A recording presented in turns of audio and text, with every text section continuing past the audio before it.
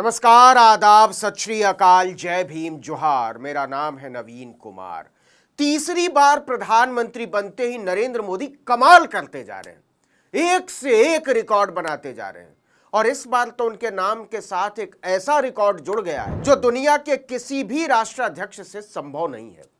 और अगले 100-200 साल तक यह रिकॉर्ड टूटेगा, इसकी कोई उम्मीद भी नजर नहीं आती। पूछिए क्या? दुनिया का सबसे बड़ा एक्सीडेंटल प्राइम मिनिस्टर। जी हां, नरेंद्र मोदी के नाम पर जितने एक्सीडेंट्स और मौतें हैं उतनी किसी के नाम पर नहीं होगी। आप ही बताइए, 13 दिन में 7 रेलवे एक्सीडेंट का रिकॉर्ड किसी ने बनाया है आज तक? नहीं, बताइए। और माता रानी की कृपा से आदमी में घमंड बिल्कुल नहीं है। क्या मजाल कि चेहरे पर कोई शिकन आ जाए। इस बार वाला एक्सीडेंट तो मोदी के विकास के मुकुट में कोहिनूर की तरह है। पटरी पर पहले से खड़ी मालगाड़ी से टकरा गई पैसेंजर ट्रेन। अमेरिका और इंग्लैंड वाले पूछ रहे हैं कि मोदी जी कर कैसे लेते हो, मतलब कैसे? विकसित भारत का लट्टू नचा रहे हो, किसको उल्लू बना रहे हो? मतलब ऐसा वाला टैलेंट लाते कहां से हो मोदी जी? बोलो तो सही। दुनिया जानना चाहती है, नेशन वांट्स टू नो।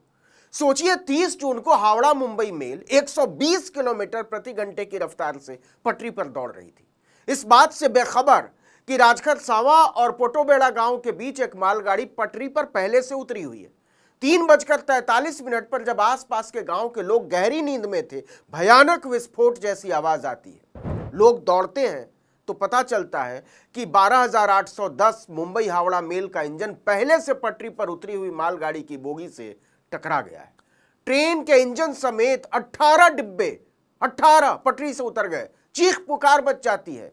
हादसे की तस्वीरों ने एक बार फिर से नरेंद्र मोदी के विकसित भारत के पोस्टर की चिंदियां उड़ा डाली। जिस प्रधानमंत्री ने देश की सबसे बड़ी परिवहन व्यवस्था को मौत के ताबूत में बदल दिया हो, वो अगले 20 साल, 30 साल, 40 साल में विकसित भारत का सपना बेच रहा है।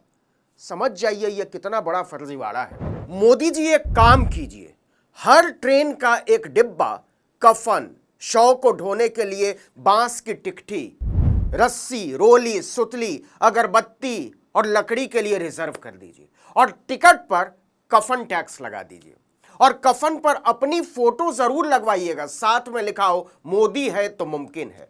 हर मुसाफिर खुशी खुशी कफन टैक्स चुकाएगा, क्योंकि रेल यात्री को सुरक्षित घर पहुंचाने का जिम्मा तो आप ले नहीं रहे, तो आदमी का कायदे से अंतिम संस्कार ही हो जाए। रेल हादसा होते ही वहीं पटरी के किनारे कफन उड़ाइए, बांस की टिकठी पर रखिए, लकड़ी बिछाइए और फूंक दीजिए। और हां, आपको उद्घाटन करने का नया मौका मिल जाएगा। टीवी चैनल वाले लपक के हेडलाइन चलाएंगे, मोदी जी ने एक साथ 23 लाशों का किया अंतिम संस्कार, लाशों ने स्वर्ग से की मोदी की जय जयकार। वाह, क्या बिजनेस आइडिया है मोदी जी। अपने वाटन वाले नाकारा रेल मंत्री से बोलिए तुरंत हर ट्रेन में एक बोगी कफन, लकड़ी, रोली, सुतली के लिए एक्स्ट्रा जोड़े और यात्रा के हर टिकट में कफन टैक्स लगा दे। नीचे नारा लिख दीजिएगा, सुरक्षित पहुंचाने का जिम्मा भगवान का, लेकिन एक्सीडेंट के बाद सुगंधित लकड़ी में जलाने का जिम्मा हमारा। ये मोदी की गारंटी है। कल्पना करके देखिए मोदी जी, ट्रेन पटरी से उतरी हुई है, लाशें जल रही हैं और आसमान में उठते धुएं से आवाज आ रही है, मोदी मोदी मोदी। चाय वाले को तो मजा ही आ जाएगा। आपको बुरी नजर से बचाने का खम ठोकने वाली एंकरानियां तो चिल्ला पड़ेंगी, रेल की पटरी पर चिपट गए मुर्दों ने स्वर्ग से मोदी पर लुटाया प्यार। Modi ji, thank you very much for our lovely अंतिम संस्कार।